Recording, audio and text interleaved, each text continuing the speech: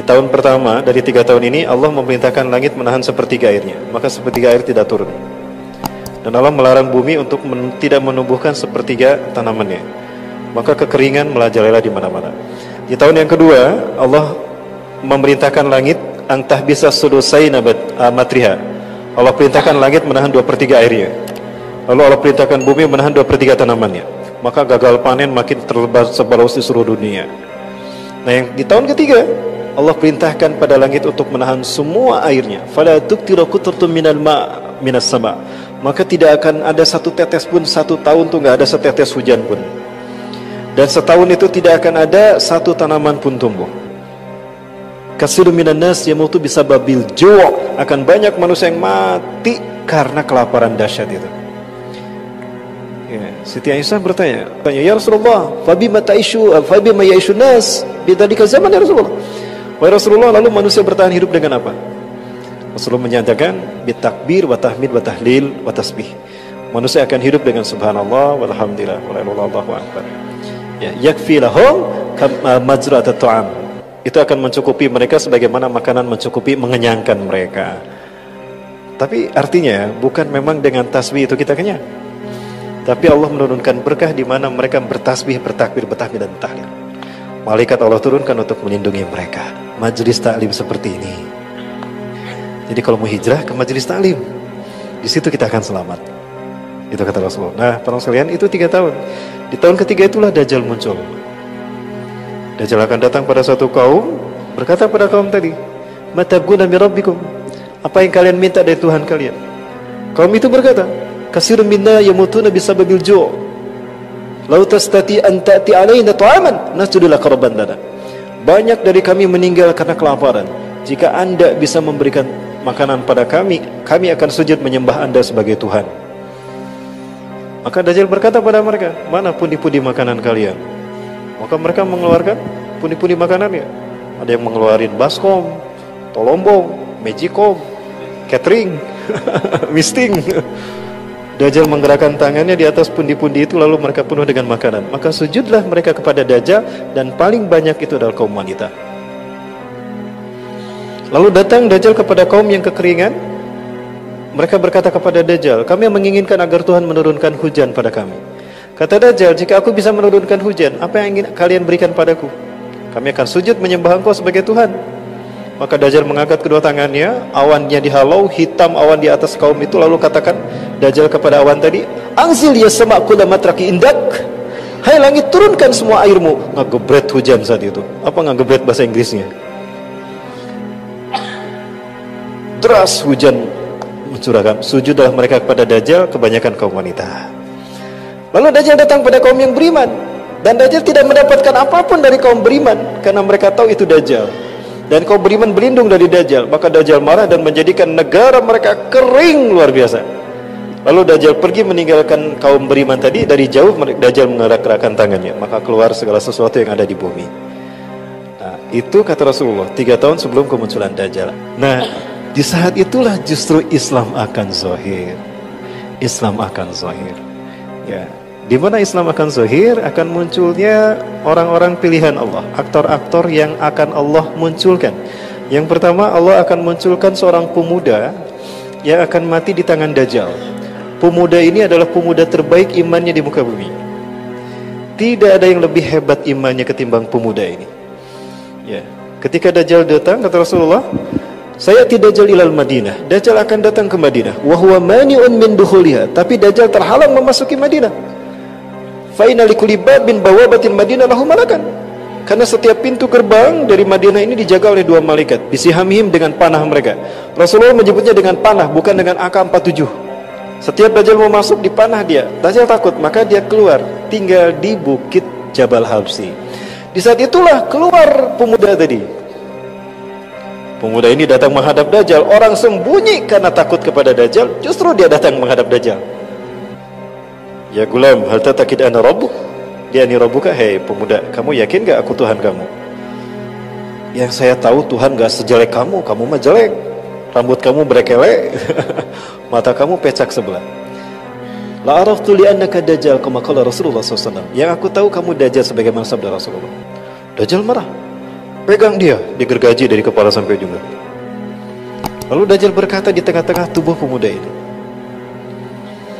jika aku hidupkan kembali dia, apakah kalian mengakui aku Tuhanku? Apa kalian masih ragu aku Tuhan kalian? Tidak.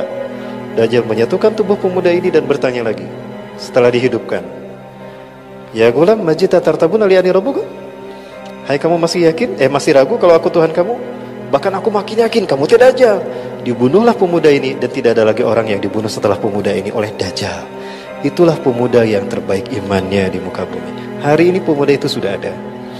Usianya 14 tahun. Tahun 2004 lahir pemuda ini di Gaza, dan ini keyakinan Syekh Naji Royan. Makanya Gaza dibantai tahun 2008 sampai 2009, Desember sampai Januari 2009 itu dibantai 700 anak-anak laki-laki, anak-anak mati karena Israel mencari anak ini. Anak ini lahir dengan keajaiban. Baru beberapa jam dilahirkan, ketika mau masuk mobil dipangku sama neneknya, anak ini berkata, Assalamualaikum warahmatullahi wabarakatuh. Hah? Anda sih biasa dibakadalik? Ya budak orok bisa salam. Waalaikumsalam, jangan ente bisa ngomong gini. Bayi itu kemudian berkata, Ana rajulun alladhi sayaktuluhu Dajjal, fala yusallitu ahadan ba'di. Aku adalah pemuda yang akan dibunuh Dajjal. Setelah aku tidak ada lagi yang akan dibunuh Dajjal. Ini terjadi tahun 2004. Kalau 2024 pemuda ini dibunuh, berarti usianya 20 tahun. Betul, itu usia pemuda. Dan diyakini oleh para ahli hadis, dia akan belajar ilmu hadis di Madinah. Makanya ada di Madinah. Padahal dia ini lahir di Gajah City. Nah, yang kedua adalah Imam Mahdi. Imam Mahdi ini akan muncul ketika terjadi banjir darah di Tanah Suci Mekah. 2018 kemarin ada terjadi banjir darah pas di Rukun Hajar Aswad.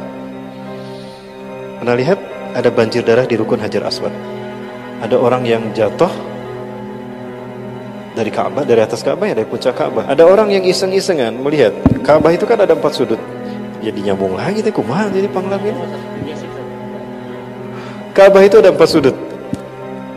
Ada 4 sudut Ka'bah. Ini rukun Yamani, disebut rukun Yamani karena menghadap ke Yaman. Ini rukun Syami karena menghadap ke Syam, Palestina, Suriah, Jordan, dan Lebanon. Yang ini rukun Iraki karena menghadap ke Irak. Yang ini rukun Aswadi karena ada Hajar Aswad di sini. Pertanyaannya ini mengarah ke mana? Di sini ada banjir darah di situ. Ternyata rukun ini menghadap ke Indonesia. Semua negara yang ditunjuk oleh rukun ini sudah dikuasai oleh Eropa, dan ini hadis Rasulullah. Wailul lil arabi min sadin qad iqtaraba. La ilaha illallah. Celakalah bangsa Arab karena keburukan yang telah mendekat pada mereka. Irak bangsa Arab, Syam bangsa Arab, Yaman bangsa Arab, Indonesia Nusantara. Semua negara yang ditunjuk oleh sudut Ka'bah ini sudah hancur. Tinggal Indonesia. Apakah ini isyarat akan ada peluang kebangkitan Islam dari Indonesia? Itu yang dikatakan oleh 5 ulama besar. Di momentum hijrah ini, kata Rasulullah, akan ada hijrah kembali. Ini betul-betul terakhir, Ustaz. Satakunu hijratun ba'da hijratin. Akan terjadi hijrah sesudah hijrah. Wa khairu ahli al-ardi yawmaidin alladina yuhajiruna ila biladi hijrati Ibrahim. Sebaik-baik manusia di muka bumi di fase itu adalah mereka yang hijrah ke bumi hijrahnya Ibrahim, Palestina dan Suriah. Fayabqa syururun nas khurujahu. Maka yang ada di muka bumi adalah makhluk-makhluk yang buruk, yang tidak ada iman walau sebesar biji sawi saat itu. Walaupun sebesar biji sawi, mereka tidak punya iman.